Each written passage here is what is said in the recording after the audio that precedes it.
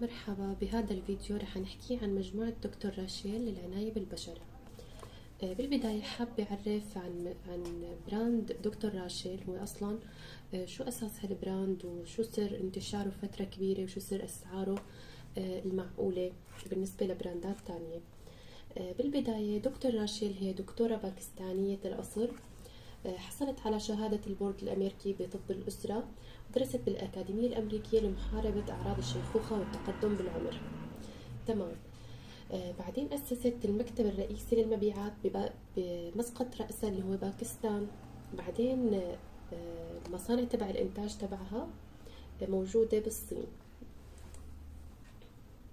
إذن هي الدكتورة أساسها من باكستان، والمعامل تبع منتجاتها موجودة بالصين. طيب، رح نلاحظ بأنه بكل مجموعة من المجموعات مثلا